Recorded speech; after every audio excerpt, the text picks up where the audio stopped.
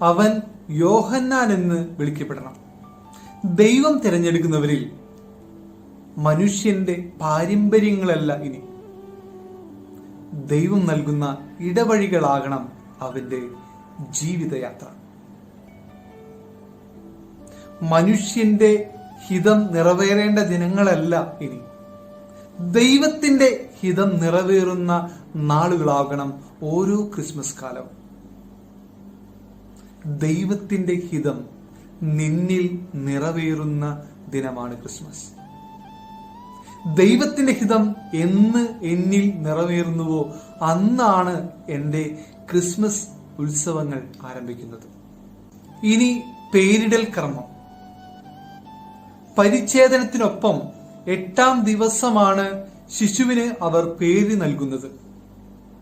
യഹൂദ ആചാരത്തിന്റെ ഭാഗമായിരുന്നു അത്രേ അത്. ഈ ആചാരം അവർക്ക് ലഭിക്കുന്നത് ഗ്രീക്ക് സംസ്കാരത്തിൽ നിന്നാണ്. എന്നാൽ പ്രാചീന യഹൂദ പാരമ്പര്യത്തിൽ ശിശു ജനിക്കുന്നതോടൊപ്പം പേര് നൽകുകയും 8-ാം നാൾ പരിച്ഛേദന നടത്തുകയാണ് ചെയ്തിരുന്നത്. ഉൽപ്പത്തിയുടെ പുസ്തകം 21-ാം അധ്യായം 3-4 വാക്യങ്ങളിൽ ഇസഹാക്ക് ജനിച്ച ഉടനെ അബ്രഹാം പേര് നൽകുന്നുണ്ട്. ഈ ഒരു പ്രാചീന അവസ്ഥ പരിഗണിച്ചുകൊണ്ട് തന്നെയാണ് യോഹന്നാന് ജനിച്ച ഉടനെ അവർ പേര് നൽകുന്നത്. ഇനി പേരിടൽ. യോഹന്നാൻ എന്നായിരിക്കണം അവന്റെ പേര്. തന്റെ ആദിജാതനിലൂടെ പിതാവിന്റെ പേര് വംശാവലിയിൽ നിലനിർത്തുക എന്നുള്ളത് ഒരു യഹൂദനെ സംബന്ധിച്ച് അഭിമാനമുള്ള കാര്യമായിരുന്നു. സക്രിയ എന്ന പേരിനു പകരം ദൈവത്തിന്റെ ഹിതം നിറവേറ്റിയ മാതാപിതാക്കളെ നമുക്കിവിടെ കാണാൻ സാധിക്കും. ദൈവത്തിന്റെ ഹിതം നമ്മുടെ കുടുംബങ്ങളിൽ നിലനിർത്താൻ വേണ്ടി നമ്മൾ പരിശ്രമിക്കുമ്പോൾ നമ്മുടെ നാവിന്റെ, നമ്മുടെ ജീവിതത്തിന്റെ, നമ്മുടെ കുടുംബത്തിന്റെ കെട്ടഴിയാനുള്ള കൃപയായിട്ട് മാറും.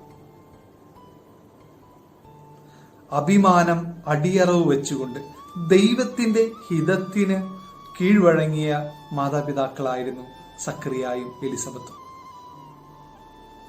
സക്രിയായിക്ക് ലഭിച്ച ശിക്ഷണത്തോടു കൂടിയുള്ള ഈ അടയാളം അങ്ങനെ അവന്റെ നാവിന്റെ കെട്ടഴിയുകയും അവൻ സ്വതന്ത്രമാവുകയും ചെയ്യുകയാണ് ചെയ്തത്. 10 മാസത്തോളം അവൻ ഊമനായിരുന്നു കൊണ്ട് ദൈവവചനത്തിന് എളിമപ്പെട്ടുപോയ ഒരു പുരോഹിതനെ നമുക്ക് കണ്ടെത്താൻ സാധിക്കും.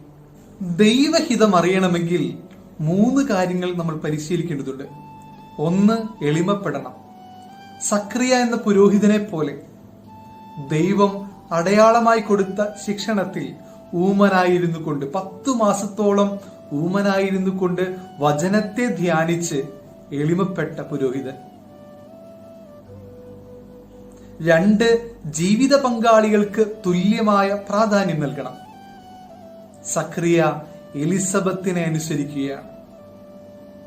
സ്നാപക യോഹന്നാൻ എന്ന് പേര് നൽകിയപ്പോൾ സക്രിയ അക്ഷരാർത്ഥത്തിൽ ചേർന്ന് നിൽക്കുകയാണ്.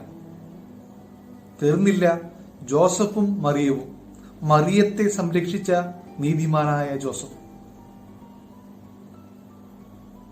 3, മാനുഷികമായ അഭിമാനങ്ങൾ മാറ്റിവെച്ചുകൊണ്ട് ദൈവത്തിൽ ആശ്രയിച്ചവർ.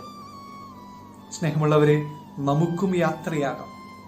1, എളിമപ്പെടാം.